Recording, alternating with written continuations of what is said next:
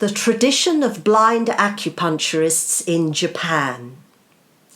Interviews with senior blind acupuncturists and teachers at a school for the blind. Written by John Dixon. Narrated by Caroline Ann Graham. This project was carried out with support from the Great Britain Sasakawa Foundation. Introduction.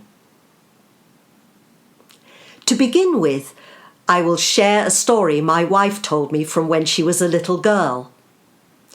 My wife is from Aichi Prefecture, from a city called Toyohashi in Japan. When she was around 7 years old, she suffered from severe chilblains in her feet. Her toes became swollen, painful, and started bleeding. Medical doctors and pharmacists' drugs or creams could not help. In desperation, her mother took her to a local acupuncture clinic nearby. The acupuncturist was an elderly blind lady, and the clinic was a treatment room in her home. The acupuncturist did a very short and gentle treatment which involves stroking an acupuncture needle over the feet and touching the needle to other points on her body. They both left the clinic without any expectation that her problem would be healed from this short visit. The next day, she woke up amazed to find that her feet had cleared up. Her circulation had improved, they no longer bled or hurt, and in fact this problem was never to recur. What is remarkable about this story was not just that acupuncture was able to quickly and naturally treat a health problem, but that the treatment was carried out by a blind person. Perhaps the idea that a blind person could do a job that involves inserting needles into the body may seem unlikely, but this book will show that it is a common fact. Blind acupuncturists in Japan have played a significant role in the development and even the survival of acupuncture in Japan up to the modern day. This is a book to bring attention to two very old traditions in Japan, both of which have relatively little exposure in the West. One of these traditions is the art and science of Japanese acupuncture.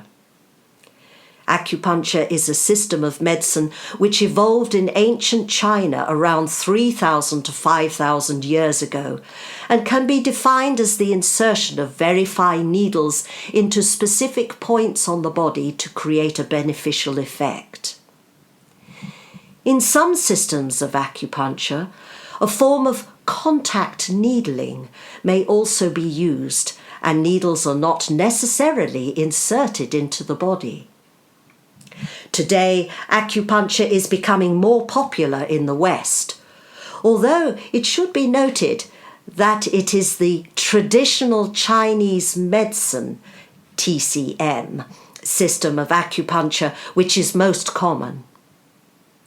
The Japanese system of acupuncture I refer to in this book has had relatively less exposure than the Chinese model. The other tradition, which is the main focus of this book, is the practice of acupuncture by the blind in Japan. This is a tradition that goes back to at least the 17th century, and which has played a very significant role in the development of acupuncture in Japan. It has also provided a field of occupation for the blind, who would otherwise face many challenges in finding work. This is significant because a simple look at the statistics for blind people in my home country of the UK reveals that over 70% of blind people of working age are unemployed, with one of their greatest challenges being acceptance in the workplace. According to the website of the European Blind Union, the EBU, there are estimated to be over 30 million blind and partially sighted people in Europe. There is also no clear definition of blindness, but the word is often used interchangeable with low vision, visually impaired, partially sighted, or legally blind. Some blind people are completely blind. Some are partially blind. People may be born blind or lose their sight later. Some of the most common causes of blindness are macular degeneration, cataracts, or diabetes. Throughout Europe, the average unemployment rate of blind working-age men and women is at a very high rate of over 75%. More women are unemployed than men.